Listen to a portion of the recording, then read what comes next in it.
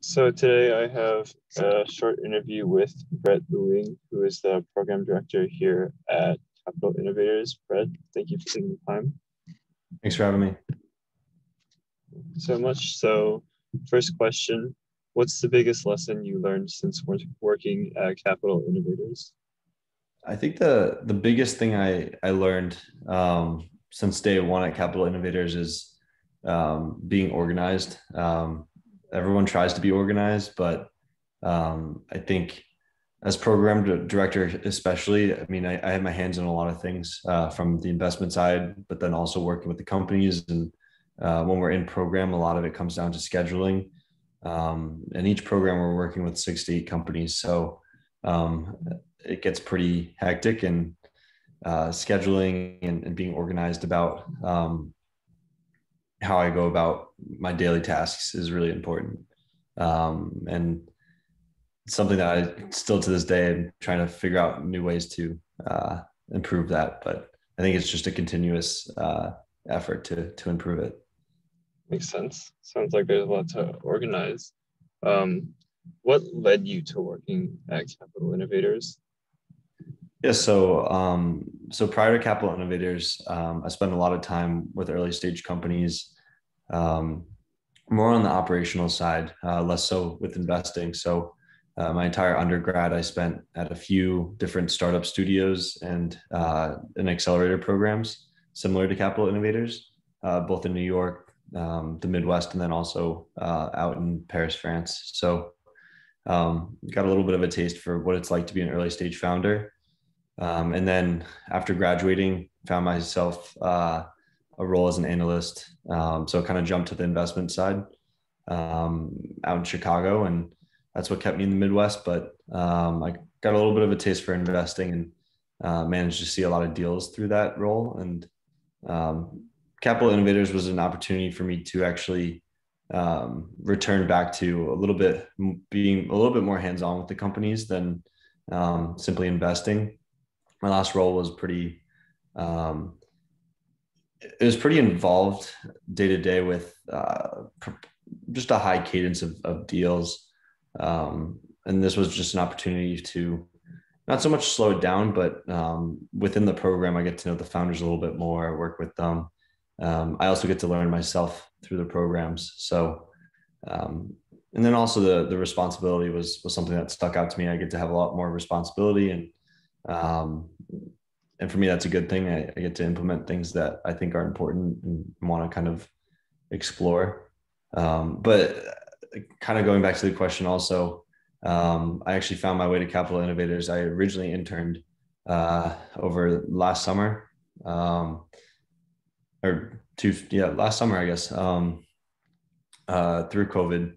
Wanted to stay busy through the summer while I was trying to find a full-time job, and talked to Frank, and it was an awesome opportunity. So that's how I first heard of Capital Innovators, and then I was actually just kind of catching up with Frank, and that's how I ended up returning back. So Very cool.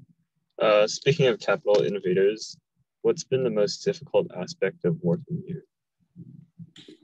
um, I mean, it kind of goes back to organization. I think we're a pretty small team, so really being able to do a lot of different tasks and just be versatile is something that it's not so much difficult, but you just have to be ready to learn new things and ready to just kind of take a crack at something that you might not already know, something that you might have to learn on the fly.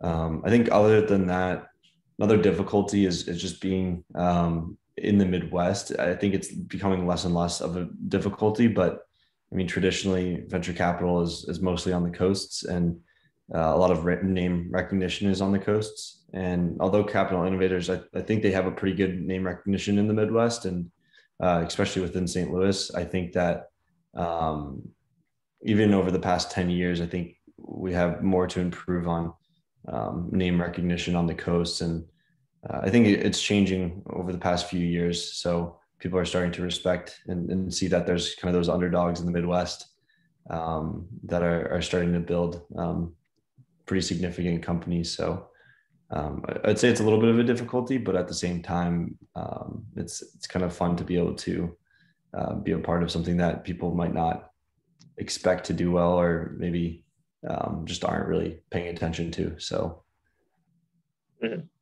Makes sense. Uh, Speaking of underdogs, like what was your biggest inspiration for wanting to get into VC? um, I think it all just kind of fell into place. It was more so having that exposure to the operational side, and I always enjoyed challenges. And I think being in the startup world, you're constantly facing challenges. When it comes to the investment side, I think one of the things I noticed working at other accelerators and on the investment side was that I really enjoyed working with um, a bunch of founders. And I think that each one is pretty inspiring. I mean, the amount of time that they put into their companies is um, unimaginable. I think that they basically live their life every day, constantly facing new challenges. So I'd say just all the founders I work with are probably some of my biggest inspirations. Um, I think in general, they're always faced with difficulties that, and again, it's kind of a roller coaster of emotions, and being able to control them. I respect that a lot. So they're really just kind of, in general, I guess the founders are awesome people. That makes a lot of sense. And just curious, like, what were you doing at my age? I'm currently a rising junior. Definitely. Trying to think back, wasn't too long ago, only a few years, but I think going into my junior year, I had two internships over the summer. I was working for a digital marketing agency, and then also at a chamber of commerce. So a little bit of kind of networking, but then also more that digital presence side, which that summer sparked, uh, I guess it wanted, even though I had those two internships, I wanted to fill even more of my time. So um, over that summer was when I launched Speed Dial Watches, which was online, kind of like a Warby Parker for watches. Ended up working with one of my buddies over the summer and building it up and launching a website. Didn't quite have the tech ready or really developed at all. It was more of early stage MVP. Ended up kind of dying out after the summer, but it was definitely like a huge learning opportunity. I was able to actually get my hands dirty, building a company um, and talking to people. And yeah, I think that was a fun opportunity for me to, I guess, try something I didn't fully know about. I mean, you constantly have to learn. So yeah, that's where I was, I guess, a few years ago. That sounds really cool. And then final question, what is your connection to St. Louis and or WashU? Yeah, I guess I have a pretty light affiliation with St. Louis or WashU. Um, I have a lot of friends that went to WashU. I feel like my high school was definitely a pipeline of students that went directly to WashU. Myself, I really hadn't even been to St. Louis until I moved in May, so still really new. So I guess not really too much of a connection yet, but I now I'm living there, so that's my connection to St. Louis right now. Makes sense. But yeah, that's all the questions I have for today. Thank you so much for taking the time to talk. Thanks, Julian.